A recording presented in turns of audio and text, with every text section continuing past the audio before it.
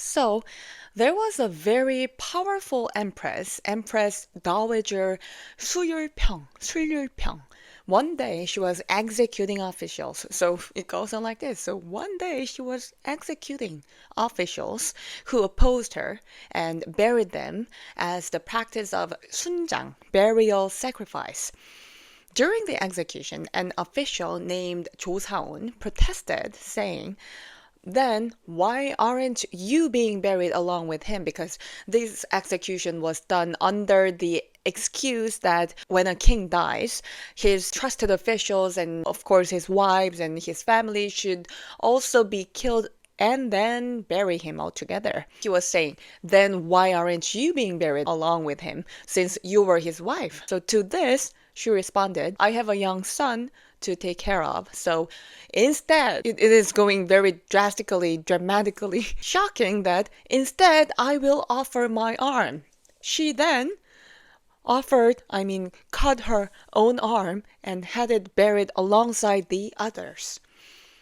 What's more interesting is that the person who asked her, why aren't you be buried together, was not executed by her. So she even had to follow this custom, even though she was a great powered empress at the time. Hello everyone, this is KAHEVA, all knowledge of the world, head, heart, and soul. People who are interested in Chinese history, and maybe you saw this terracotta army made of clay, you might think that, oh, I know that culture. Isn't that a custom like Asian culture about burying clay toys together with the king? Maybe the people thought that the king might be very lonely inside the tomb, so maybe similar with Tutankhamun because he had some clay-shaped statues of his pets. But about pyramid, I have so much thing to say that Egyptian people claim that they made the pyramid, but if you are a KAHEVA team and if you watched my KAHEVA's video about pyramid, that is not the case. But today's video is not about the pyramid, so okay, let's move on. This culture of burying people alive was East Asian thing, mostly in Korea. Should I be embarrassed to say this, but Korea and China. So you are not alone, Korea and China. And this was not even a culture that existed like 10,000 years ago. It was just around 200 BC, 200 years, just 200 years before Jesus came to earth. Qin Shi Huang, the emperor of China who unified the country, died in 200 before Christ.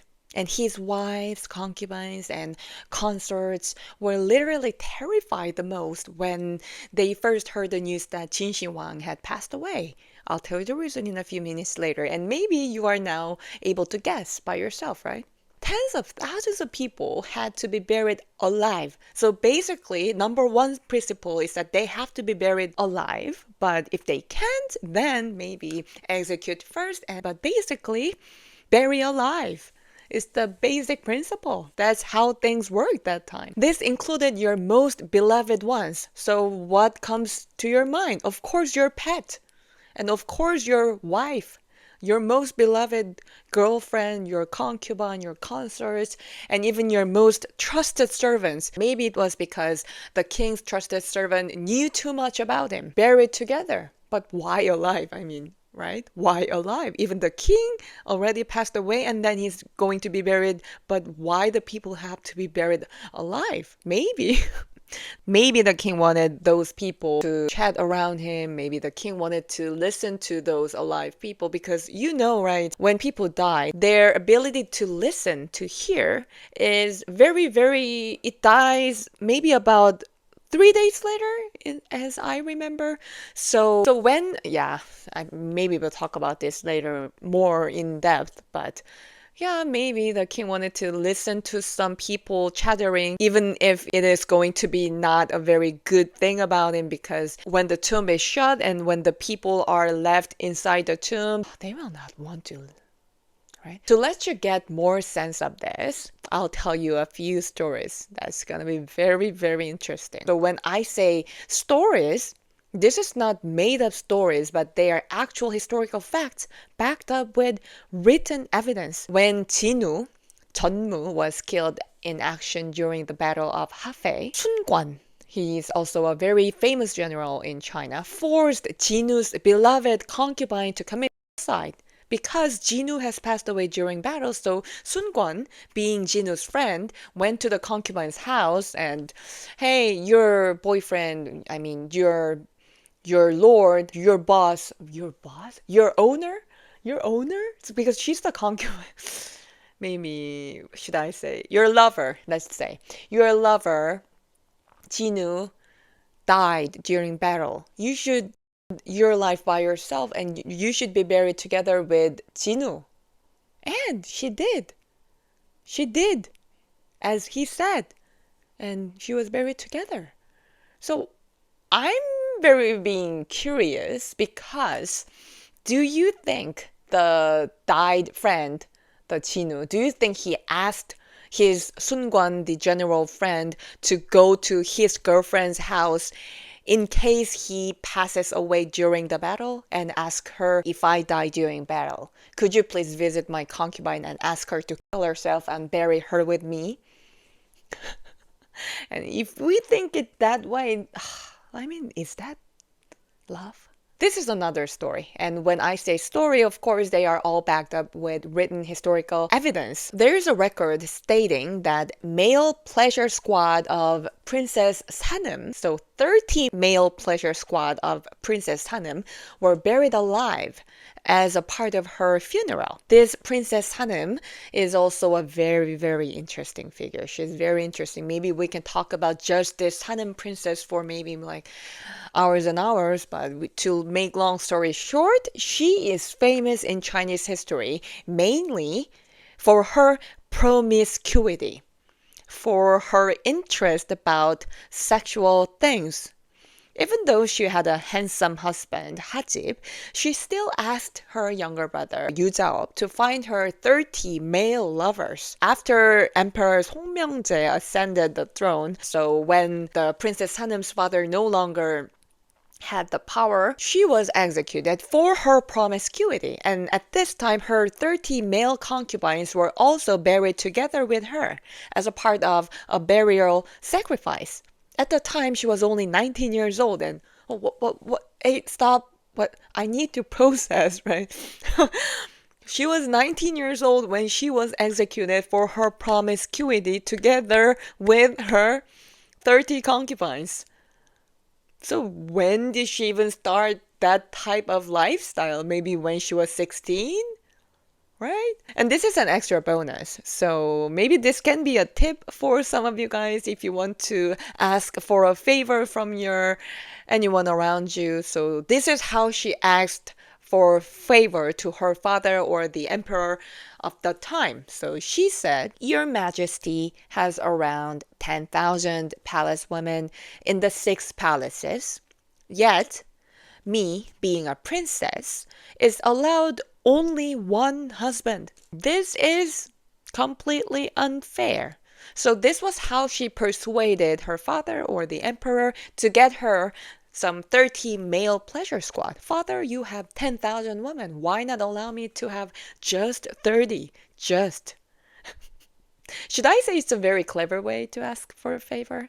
So China has thousands of years of history all written down, and also Korea did the same. So Korea and China, they are obsessed. They are the nation of written history. They are really into records. And as I told you in other video, that's the reason why Korea and also Taiwan are best known for their semiconductors. Because what semiconductors do is basically to make records, right? So basically, all the things that happened in the royal palace and of course, especially what happened around the emperor were all written down. And they had special historians who always followed the emperor with pen and paper. So if you watch Korean dramas, for Koreans, that is a very natural thing to accept, but I am explaining you as an extra bonus. There's a very famous Korean story that one day King Taejong of Joseon dynasty fell off from his horse and he was embarrassed.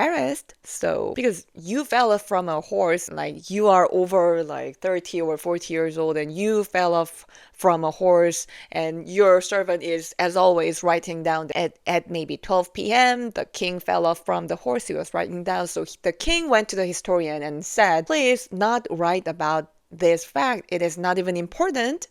And you know what the historian did. Today, the emperor fell off from the horse and asked me to not write about it.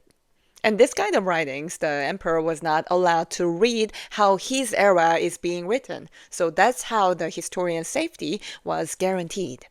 However, the great teacher Confucius, the master of Confucianism, so when I say Confucianism, I see many of the comments saying that, are you making a joke about Confucianism that it makes you confused? No, it is another noun, another word. Confucianism. Confucianism opposed sacrificial burials. Because of Confucius alone, because of him, the horrific tradition, the word tradition is even being wasted for this tradition, but of live burials disappeared. So instead of burying real people, clay soldiers and horses were made and buried. However, that's the reason why we're talking about Qin Shi Huang today. Qin Shi Huang's concubines, his children, and thousands of royal family members were still buried alive with him. What's more horrifying is that to keep the secrets about the gold that were buried together with Qin Shi Huang, to keep the secrets about where the location, how to enter the tomb, that type of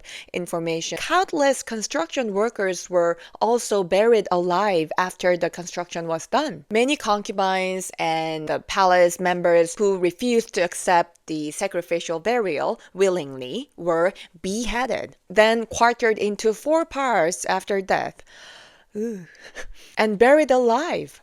All of this history has been documented, and excavation has proven it to be true.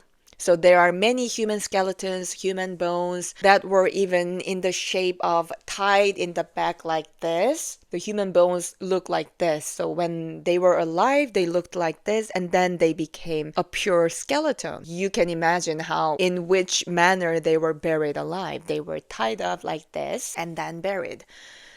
Horrific. Qin Shi Huang's tomb is as large as Manhattan in New York.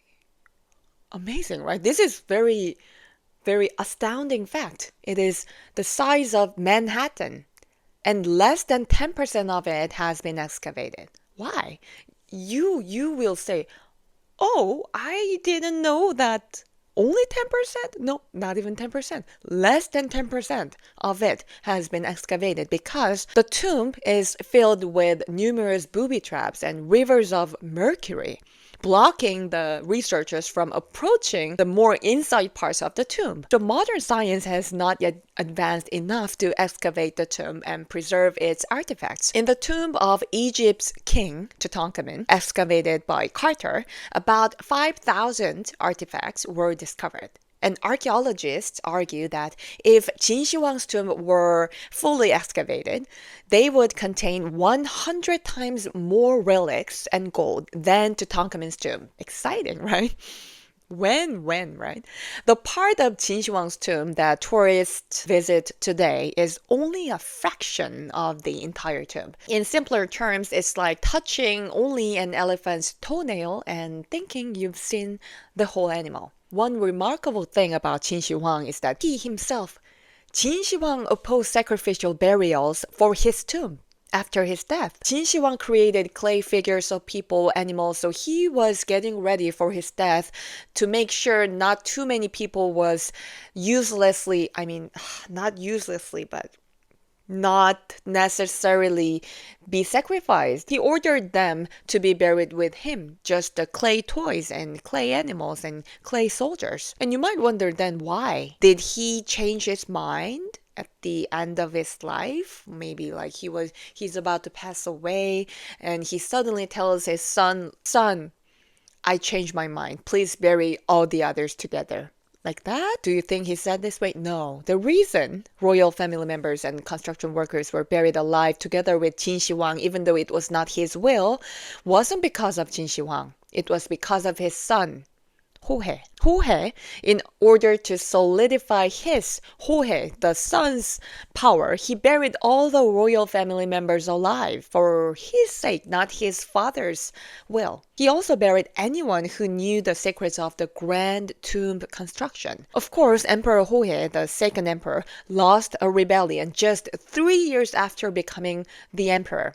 So it didn't even last for 5 or 10 years. And he took his own life, leading to the fall of the Qin dynasty. There's a Korean saying that even when a rich family falls, it lasts for 3 generations. This can be applied to North Korean Kim dynasty. Kim Jong-un is exactly now the 3rd generation. So his grandfather, Kim Il-sung, his father, Kim Jong-il, and Kim Jong-un. So as you can see, they're lasting for 3 generations. So even when a rich family falls, it lasts for 3 generations. There's a saying, but it didn't happen for the Qin Shi Huang. He wasn't even able to do it. The creation of the great nation China owes its foundation to the decision-making of Qin Shi Huang, along with Confucius, one of the 3 great sages of the world. For your information, the 3 great sages are Socrates, Confucius, and Jesus. Sacrificial burials was a religious custom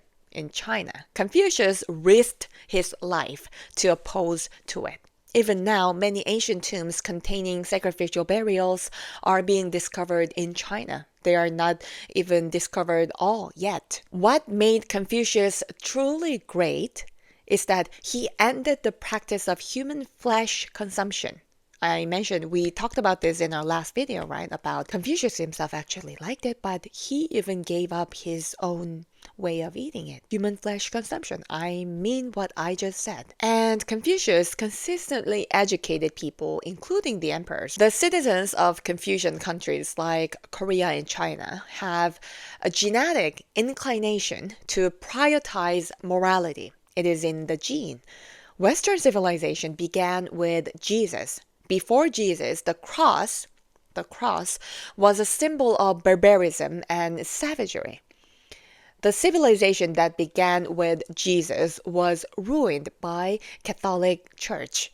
The emperor was the moon and the pope was the sun. The people became slaves to religion, tasked with building and maintaining religious structures. During the time when Catholicism ruled Europe, the average life expectancy was 40 years. So when you visit Europe, the most common thing you're gonna do is to visit so many cathedrals. At first, when you see the cathedrals, maybe until the 3rd cathedrals, you will think that, oh, this is awesome, amazing, but dozens of cathedrals you get to visit, and then you will say like, maybe another thing can we do outside visiting cathedrals?